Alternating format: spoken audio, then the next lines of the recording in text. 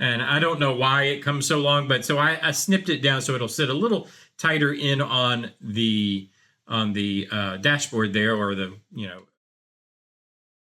Welcome back to the workbench, where we try to make things. What we're continuing to try to make today is Revell's 1956 Thunderbird. This is the Thunderbird that we're trying to build. Like, it just rolled off of the factory floor, off the assembly line, and it's now at the dealership. And I kind of had to reorient myself with it, because it's been a while since we've actually worked on this.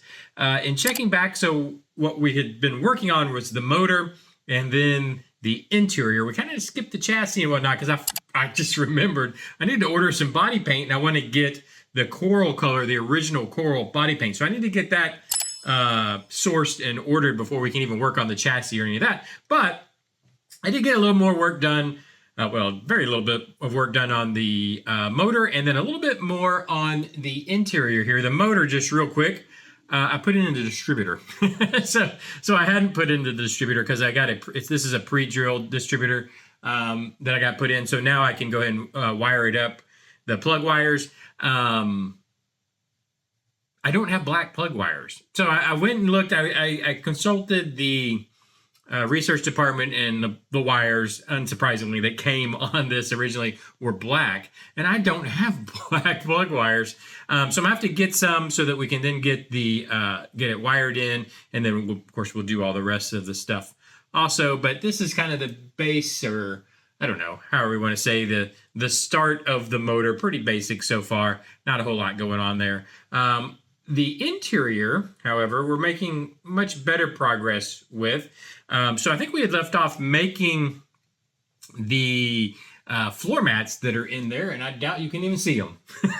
So we did all that, went to all that trouble to make floor mats, which are down in there. They're flocked. You can probably see them, maybe see the flocking on them. They are down in there. I forgot that we had already bare metaled the door cards and the dash. We bare metaled the dash. Hopefully you guys can see that. But I did go ahead and glue in the floor mats. I put in seat belts too.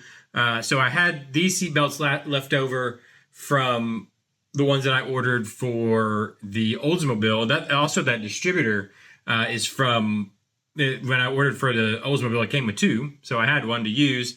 The seat belts were from the Oldsmobile, so I had a bunch of those I could use.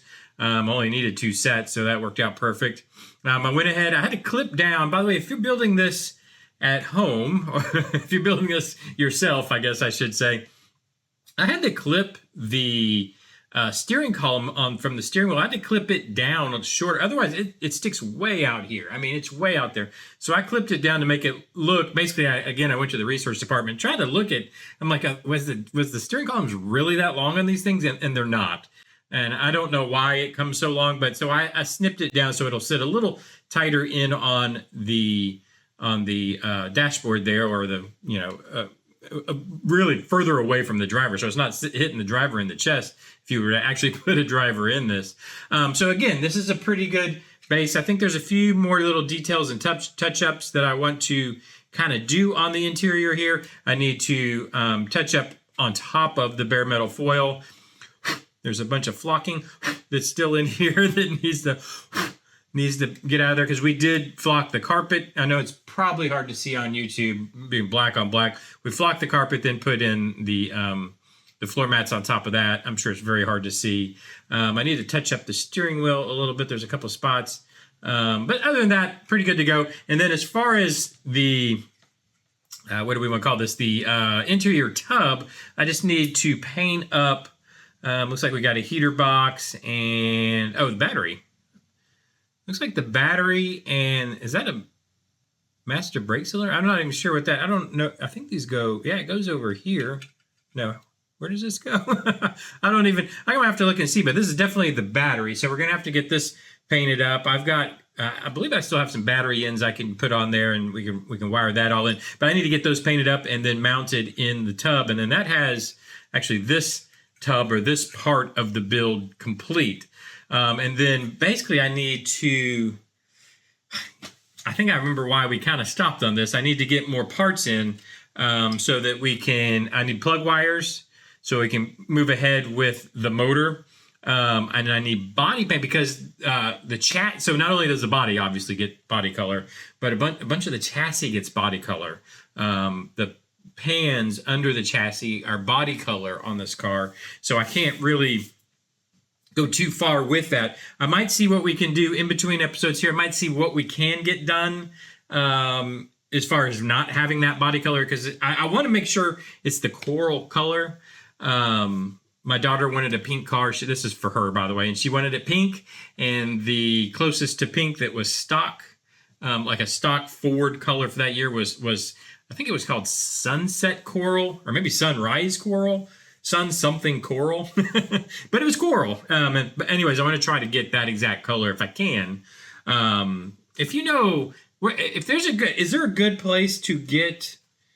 Is there a place where I could get small amounts of paint that I can shoot? But I don't. Basically, I don't want to buy a gallon of it. Is there a place where I can get small amounts? And if I sent them a paint code, in other words, if I just got the paint, that original paint code, and was somewhere that they could mix it, and then where they could mix from a paint code, or is there a way to do that? I guess what I'm asking is, I really want to paint the original coral color that was offered from Ford. Is there some place where I could get that? If you know, please let me know down in the description, because I'm trying to build this as original as possible. Like, again, like it just came off of a showroom, or not a showroom floor, but an assembly line. And I guess maybe in a showroom floor too, because it went from the assembly line into the dealership. Oh gosh, I totally forgot. In fact, it's soaking right now. Wow, I'm glad I saw this. It's going to be a little bit tough to get in. There's a shifter that has to go in right here. I've already glued my dash in. I kind of forgot. I was getting ready for the video. I'm like, let me get the dash in. Let me go shoot the video.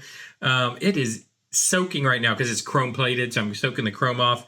But it's going to mount in right here. I'm going to have to kind of remove some of the flocking there to get it in. I need to remember to do that. So that's something I'm going to do in between episodes, is get the shifter in, and that will actually have, for the most part, there's detail, like I said, there's some little detail painting I need to do in here, but that'll have, I'm glad I noticed that. Otherwise, I might have just kept on going and totally forgot about it. Anyways, let me know what you think. Let me know what you think about the Thunderbird. It's exciting to have the Thunderbird back. I wish I could have got a little more done, but I think we made pretty good progress from last time on the interior. So that's, these seatbelts take some time. I'm not very good at them. They look okay, I guess. They came out okay. But anyways, let me know what you think down in the comment section. Any idea where I can get the paint, let me know down there. If you've enjoyed this, if you want to keep up with this, please hit the subscribe button, hit the like button, hit the hype button, share button. I don't know. Do all those things everybody tells you to do on YouTube. And I'll see you with the Thunderbird again tomorrow. Bye-bye.